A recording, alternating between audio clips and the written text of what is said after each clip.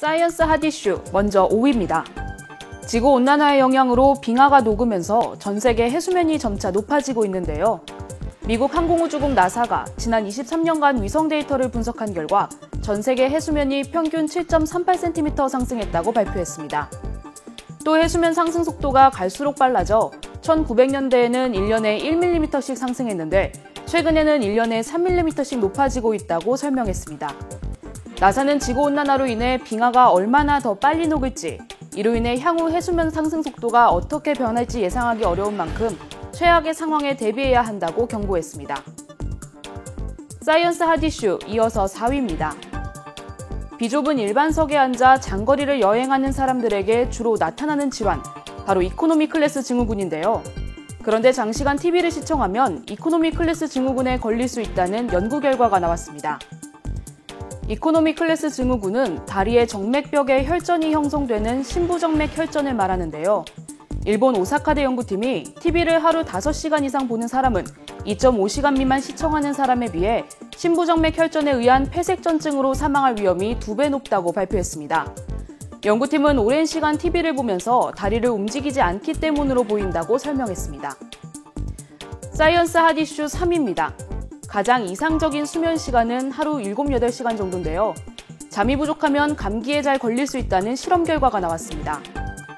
미국 캘리포니아 대학 에릭 프레서 박사팀은 수면 시간이 하루 6시간 이하인 사람은 7시간 넘게 자는 사람보다 감기에 걸릴 가능성이 4배 이상 높다는 연구 결과를 발표했습니다. 또 실험에서 흡연과 음주, 연령과 스트레스 등 다른 요인들의 연관성도 살펴봤지만 수면 시간이 감기와 가장 높은 관련성을 보였다고 설명했습니다. 사이언스 핫 이슈 이어서 2위입니다. 꿈이나 기억을 영상화해 저장할 수는 없을까? 뒤집혀도 침몰하지 않는 배는 없을까? 그리고 내 몸의 미래 모습을 예측하고 구체적으로 볼 수 있을까? 다소 황당한 질문처럼 들리지만 이 질문들은 일명 세상을 바꾸는 위대한 질문, X문제들입니다. 정부가 현대인의 고통이나 불안, 안전 등을 반영한 문제를 제기하고 이를 해결하는 X프로젝트란 이름으로 기발한 아이디어를 공모했는데요.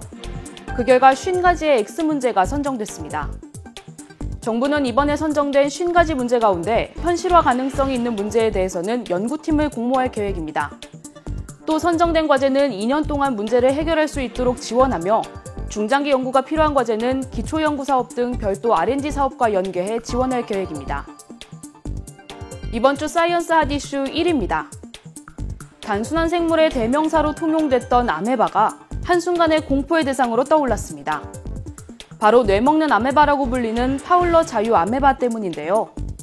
지난달 30일 미국의 텍사스주에서 14살 소년이 호수에서 수영훈련을 한 뒤 뇌먹는 아메바에 감염돼 숨지는 등 최근 미국에서는 2달 사이 무려 3명이 숨졌습니다. 주로 따뜻한 민물에 사는 이 아메바는 코를 통해 사람의 뇌에 침투해 뇌조직을 파괴하는데요. 감염자는 두통과 고열, 마비 증세를 보이다 대개 열을 인해 숨지게 됩니다. 이 아메바는 따뜻한 환경을 좋아해 대기 온도가 30도가 넘으면 빠르게 증식하는데요. 전문가들은 점차 지구온난화가 심각해지면서 아메바가 더욱 기승을 부리는 것으로 보고 있습니다.